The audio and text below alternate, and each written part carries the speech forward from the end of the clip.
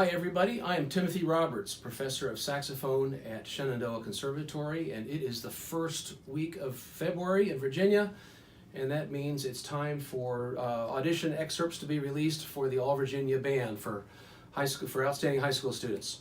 So this, just like we did last year, we're going to take a look at this year's audition music and give you a performance of it and hopefully some suggestions to help you have a more successful audition in a couple weeks. So let's play this for you. This is this year's All Virginia Audition Etude by Robert T. Wall.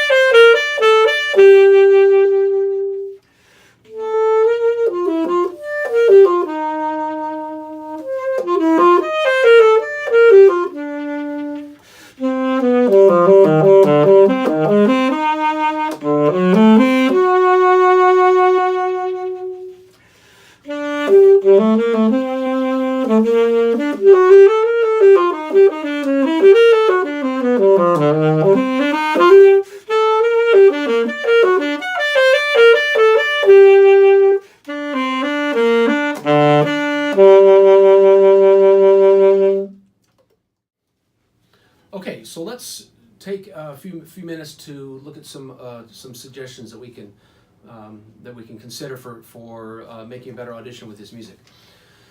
We'll start with some general items and then work our way towards more specific details that we can talk about. The first thing you want to keep in mind with this etude is it's different than the music that you're going to play for your college auditions, different than something you would program for a recital. It is not a piece of music that you're going to go humming down the street when you're going to school in the morning. This is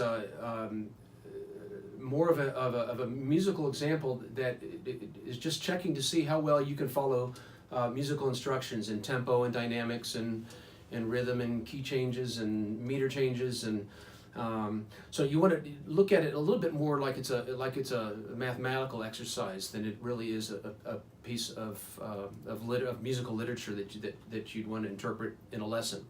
So with that in mind, we need to go through this and make notes of all the instructions that he's given you. There's 6 lines of music here, and basically every bar has some details that you need to pay attention to. So if we start from a general perspective on this music, let's look at the form of it, and I'll put a picture of this at the end of the video so you can take a look at it with the marks that we're talking about. But this, like I said, 6 lines of music here. It's in an ABA form. From the beginning until bar 9 is kind of our main theme, our A theme. And then you've got a 6-bar development section in the middle that goes from bar 10 to about bar 15, and then we pick up with the same theme again at the end. So you want to treat it like it's 3 parts of music. Starting from, the next thing I would do when you're learning this is go through and mark where your breaths are going to be. There will always be students who play this music really well, but they get knocked down a few marks at the audition because they don't know where they're breathing, or they're taking breaths at different times every time that they play this. So you want to make sure that your breaths are always in the same place. I would recommend taking a breath after the low B in bar 4, and then if you get a big breath there, then you can go all the way to the 4th beat of bar 8. And then when we, right before we take a pause going into the B section in bar 10, after the second, right before the 2nd beat of bar 10, you can take a breath, and then take another one before we go into the A section in bar 15. Take another breath at the end of bar 19 before the pickup going into 20, and then you can take your final breath, the last 8 notes of the piece, next to last bar where the rallentando starts. So that's what I would recommend for where you're going to breathe. You can breathe wherever you want, as long as it is at the end of a phrase or in between a pattern change within the music. but you definitely want to make sure that your breaths are always in the same place every time you do it. When you get into that audition room, you're going to be more nervous than you are right now when you're practicing it. You're going to have more adrenaline, and your breath will not your breath support will not last as long as it does in the audition as it does when you're practicing this. So go ahead and be real definitive about where you're going to take these breaths. Starting from the very first bar, let's talk about some specific things. The end of the first bar going into the second bar. All those notes are tongued. I would really distinguish the tongue on those notes because there's 4 articulated notes in between the slurred passage. So if you let's give you an example here of how you can really make those distinctive sounding.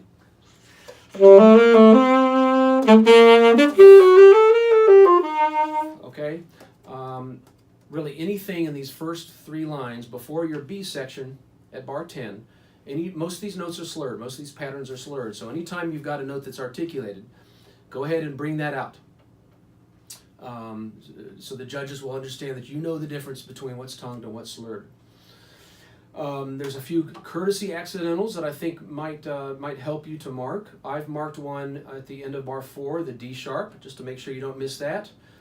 Again, these all Virginia etudes aren't necessarily traditional harmony, and so it'd be really easy to miss some accidentals in here that wouldn't normally be picked up by your ear. So I would indicate them with a pencil. So the end of bar 4 has got a D sharp that you can mark. Bar 18, the A sharp at the end of bar 18, I would mark that A sharp. That's another one that's going to be tricky to miss, and your ear may not be expecting that to be an A sharp. So I personally would mark that one. Tempo changes. You've got, we said earlier, this is in kind of an ABA kind of form. Make sure that you keep the 88 going at the very beginning, so that when you get to the B section at 10, it does slow down just a little bit more. And hopefully you were able to see, by the way that I just played this, that B section it's going to be a little bit more subdued. You got a little bit more flexibility in what you can do with the tempo. Maybe putting some tenuto on some of those downbeats. Let me give you another demonstration here.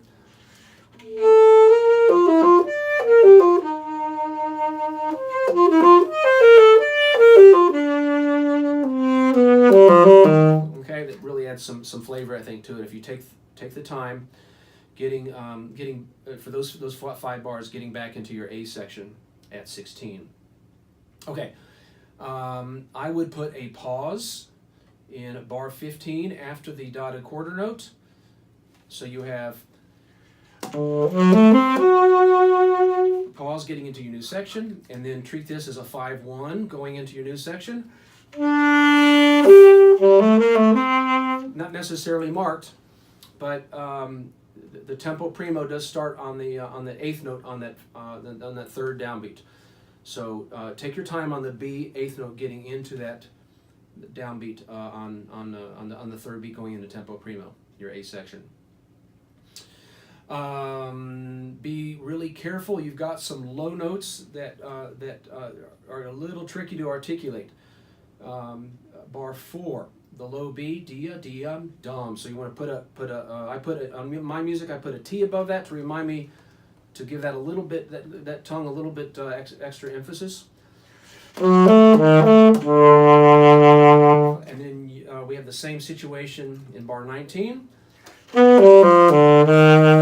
that C a good tongue, and then the very last bar, the low B, same situation. You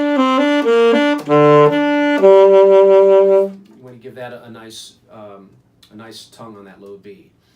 You've got 3 rallentandos in this piece, and again, the judges are going to be listening for how well do you follow the instructions that are written out for you on the paper. There's 3 rallentandos. You'll notice that each of the rallentandos concludes a section. All right, so you've got a rallentando at the end of bar 9. It concludes your A theme. So you want to make sure that you use that to your advantage, slowing the A section down. Then you've got a rallentando at the end of bar 14 going into 15.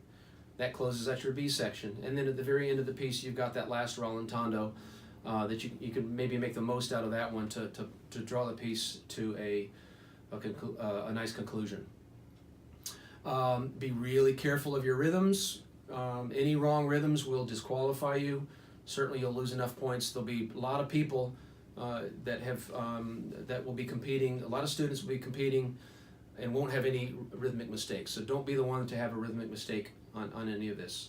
Keep your tempo steady, and just follow every instruction that they've given you for every single dynamic.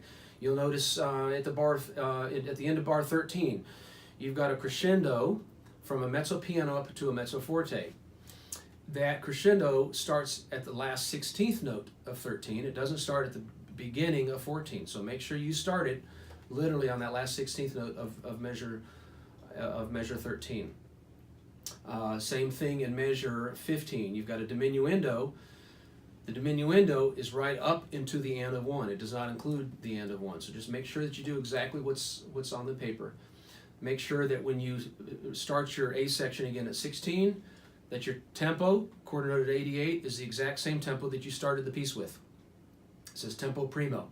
So the judge is going to be listening for you to really regain that original tempo that you had. I would recommend while you're learning this, put your metronome at 88, play from the beginning or actually through bar 9 through the end of that section, and then start back up at 16 with the pickups going into 16. So you've got that tempo locked in your head, and then go back, turn your metronome back to 80, and do the middle section from 11 to 15. But treat these sections as separate sections so you get a feel of the different tempos. If you go through and play this entire etude at the same tempo, you'll lose points because they clearly want a differentiation in the tempo there. So anyway, just a few details on this. Again, it's not long. It won't take you long to prepare this. The most successful student at this audition is going to be the one that pays the most attention to the details that are on the page. And it's only a one-page thing. And again, some of you might be auditioning for colleges to major in music. If you do, this is not the kind of piece that you would want to use for an audition.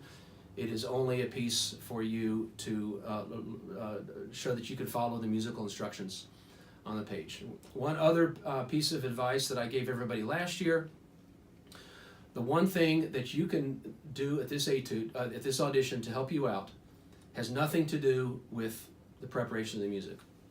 But if you can go into the audition room feeling grateful for the fact that you're there, feeling grateful that you have the ability to do what you love and express what you're able to do for other people, it will help you with your nerves at the audition, because it's not possible to be grateful and nervous at the same time.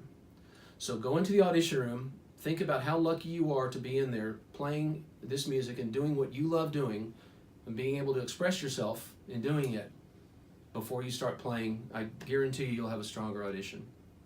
So anyway, I hope this video has helped you, and please like and subscribe for my channel, and you can reach me through the Shenandoah website. My email address is troberts3@su.edu. I welcome any of your opinions or advice or any comments that you might have on this video. So good luck, everybody, and keep me posted on how you do. Thanks.